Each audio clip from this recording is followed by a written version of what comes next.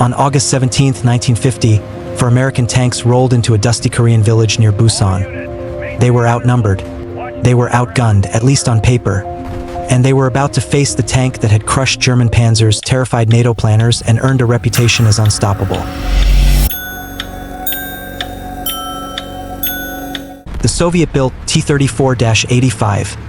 What happened in the next few minutes didn't just decide a skirmish. It shattered a myth that had dominated the battlefield since World War II. This is the true story of the tank battle that proved the T-34 could burn by mid-August 1950. The Korean War was hanging by a thread. North Korean forces, equipped with Soviet weapons and armor, had pushed United Nations troops all the way down to the Pusan Perimeter. Roads were clogged with refugees, supply lines were fragile, and morale was shaky. Worst of all for American troops was one terrifying reality. Their tanks couldn't reliably stop the T-34-85. Early war American armor, especially light tanks and outdated Shermans, had struggled badly. The T-34's sloped armor and powerful 85mm gun had chewed through them, creating a belief that the North Korean tank was practically invincible. But the US Army had brought something new to Korea. The answer was the M26 Pershing, a heavy American tank originally designed to counter German Tigers and Panthers in World War I. It was slower than the T-34. It was heavier. But it had one crucial advantage, a 90mm gun capable of punching through Soviet armor. Leading one of these Pershing units was Lieutenant Granville George G.G. Sweet, commanding a 4-tank platoon. One of those tanks was crewed by Technical Sergeant Cecil Roy Fullerton, a veteran tanker with calm nerves and deadly accuracy. On the morning of August 17th, Sweet's platoon received an urgent message. Enemy armor was moving. Reports came in fast and tense.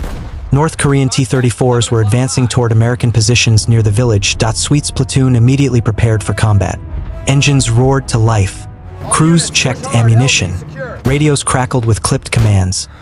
This wasn't a training exercise. This was going to be close-range, urban-style tank fighting, the most dangerous kind. The Pershings rolled forward, threading through narrow roads and tight corners, where visibility was limited and reaction time mattered more than anything else. Then, suddenly, a T-34-85 appeared. It rounded a corner directly in front of Fullerton's tank, close enough that both crews were momentarily stunned. This was point-blank range. The North Korean tank fired first, but missed. Fullerton didn't hesitate. Fullerton's Pershing unleashed 3 rapid rounds. The first struck armor. The second slammed into the hull. The third did something catastrophic. It hit the T-34's ammunition storage. The effect was instant and horrifying. Flames erupted from the tank. Smoke poured into the sky. The once feared Soviet machine ground to a halt, burning fiercely in the road. For the first time in the Korean War, American tankers watched a T-34 die under their guns. But the fight was far from over.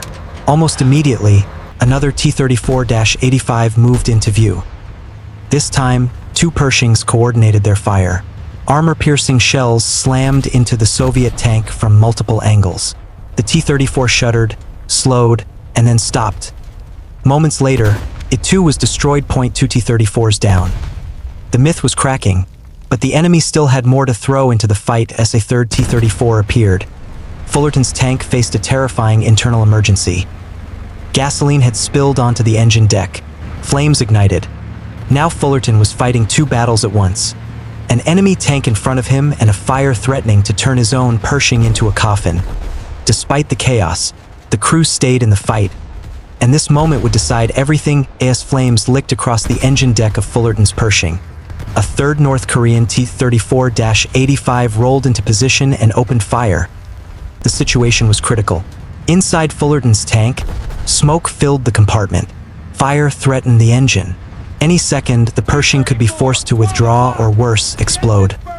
But retreat wasn't an option. Fullerton and his crew fought through the chaos. While one crewman worked desperately to contain the fire, the gunner stayed locked on target. The Pershing fired. The 90mm shell slammed into the T-34's armor. Another followed, then another. The Soviet tank shuddered violently. The third T-34 was finished. Its crew bailed out, fleeing the burning wreck as American tankers watched in disbelief. 3 North Korean tanks, destroyed in minutes. The feared T-34-85 was no longer hunting. It was being hunted. The final North Korean tank appeared briefly, then turned away. The 4th T-34-85 attempted to flee the battlefield, retreating down the road in a desperate bid for survival. But the Americans weren't alone.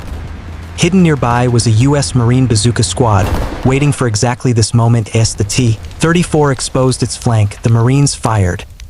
The rocket struck home. The last Soviet tank was disabled, ending the engagement once and for all. When the smoke cleared, the outcome seemed almost impossible. 3 T-34-85 tanks destroyed by Pershings, one more neutralized by Marines. 0 American casualties. 4 American tanks had just faced the most feared armored vehicle of the early Cold War, and won decisively. Word of the battle spread fast. For US and UN forces, it was more than a tactical victory. It was psychological warfare at its finest. The T-34-85 was not invincible.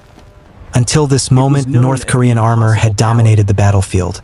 Infantry feared the sound of T-34 engines. Commanders hesitated to engage them directly. That all changed on August 17, 1950. This battle proved 3 crucial truths.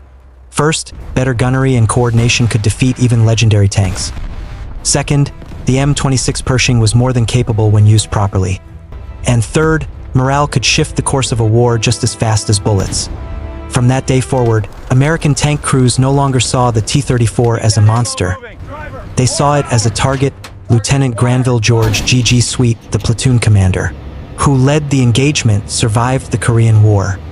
He lived a long life and passed away in 2010, knowing he had played a role in rewriting military history. Technical Sergeant Cecil Roy Fullerton, whose calm under fire and deadly accuracy destroyed multiple enemy tanks, was awarded the Bronze Star for his actions.